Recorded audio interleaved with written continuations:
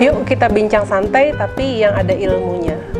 Kalau saat ini Anda memiliki kekayaan atau jabatan, maka sudah sewajarnya Anda menikmati semua itu. Kenapa Anda tidak boleh menikmati? Kan semua itu Anda peroleh dengan tidak mudah.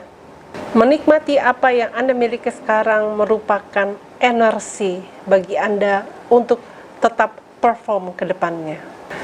Saat Anda memiliki kekayaan atau jabatan, maka Anda akan menikmati posisi sebagai seorang leader. Ada banyak literatur yang menjelaskan mengenai reward for leader yang nanti akan saya jelaskan di bagian terakhir video ini. Tapi di sini saya ingin berbagi mengenai satu hal yang implementatif yang dapat dinikmati oleh seseorang yang memiliki kekayaan atau jabatan. Catat ya, ini saya garis bawahi bahwa Anda akan sangat menikmati posisi sebagai seorang leader bila Anda bisa mengeksekusi berbagai hal sesuai dengan hati nurani Anda dan nilai-nilai kebenaran yang Anda anut. Saya akan ambil beberapa contoh yang mudah dimengerti ya. Pertama, ini kisah nyata. Ada sebuah keluarga, ayah orang tua adalah leader bagi anak-anaknya. Sampailah pada suatu waktu, anak perempuan datang ke orang tuanya bahwa dia bermaksud untuk menikah. Dan ternyata calon suaminya adalah seorang pria beristri, alias anak perempuan itu akan dijadikan istri kedua atau dipoligami. Sebagai seorang leader yang punya authority untuk mengeksekusi nilai-nilai kebenaran, tentunya Anda akan menolak pernikahan tersebut. Yes, Anda punya power untuk bilang tidak karena bertentangan dengan nilai-nilai kebenaran Anda. Tapi coba bayangkan bila ternyata Anda terpaksa menerima pernikahan tersebut karena alasan finansial atau posisi Anda lemah di depan anak-anak Anda. Aduh, tentunya sangat berat.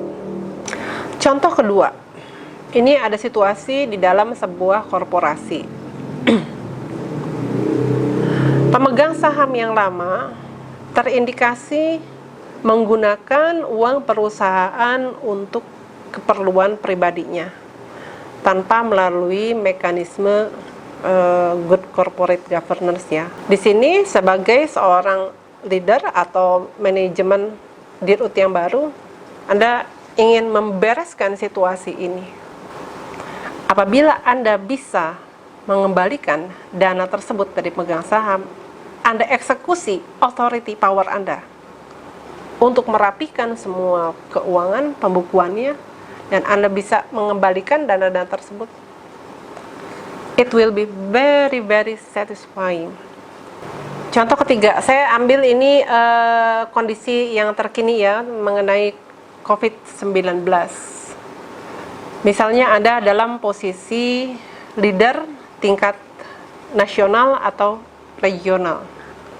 Saya tidak bilang presiden atau gubernur ya, saya nggak nyebut itu. Saya kan hanya bilang Anda adalah leader di tingkat nasional atau regional. Saya nggak sebut nama, tidak sebut jabatan. Anda tahu dari awal bahwa mengatasi semua ini diperlukan sebuah tes akurat yang agresif. Tapi karena satu dan lain hal, ternyata tes agresif tersebut tidak bisa dilaksanakan. Entah itu karena keterbatasan anggaran, atau ada keterbatasan dari supplier, atau ketiga yang tentunya sangat mengganjal adalah apabila adanya silang pendapat dengan berbagai pihak karena perhitungan-perhitungan tertentu. Nah, bayangkan itu kan tentunya sangat bertentangan dengan kebenaran yang Anda pahami. Anda tahu bahwa perlu dilakukan tes yang agresif, tapi Anda tidak bisa melaksanakannya.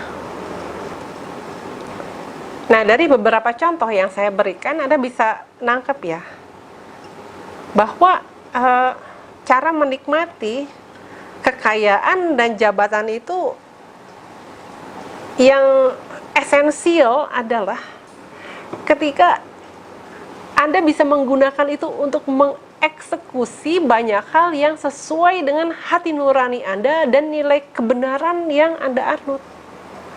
Anda bisa mempengaruhi sekeliling Anda bisa mengeksekusi maksimum potensial, Anda bisa menegakkan kewenangan Anda, dan tentunya terakhir adalah menikmati reward finansial. Seperti yang dijelaskan oleh literatur berikut.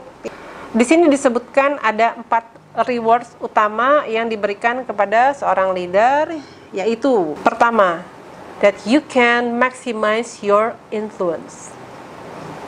Kedua, you can excel toward your potential. Ketiga, you can establish your authority. Keempat, Anda mendapatkan reward secara finansial.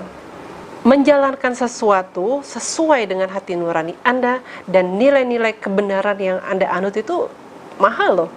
Dan kalaupun Anda punya kekayaan atau jabatan, untuk mengeksekusinya tentunya tidak bisa maksimal, karena di dunia ini Anda tidak hidup sendiri. Ada nilai-nilai lain yang Anda harus terima. Tapi minimal tidak melanggar batas minimum yang Anda bisa toleransi. Itulah kenikmatannya sebagai orang yang mempunyai kekayaan dan jabatan. Ada banyak contoh ya, orang-orang yang ada di dalam kondisi yang maaf, tidak punya apa-apa, kondisinya lemah. Dia tidak bisa melawan sesuatu yang dia sangat paham itu tidak baik, tidak benar. Jatuh ke dalam kekufuran. Tahu itu tidak boleh dilaksanakan, tidak bisa dijalankan, tapi apa daya? Kondisi memaksa, dia harus menerima itu. Itulah cara kita menikmati kekayaan dan jabatan. Saya mengquote lirik dari lagu My Way Frank Sinatra. For what is a man? What has he got if not himself? Then he has not to say the things he truly feels, and not the words of one who near. Salam.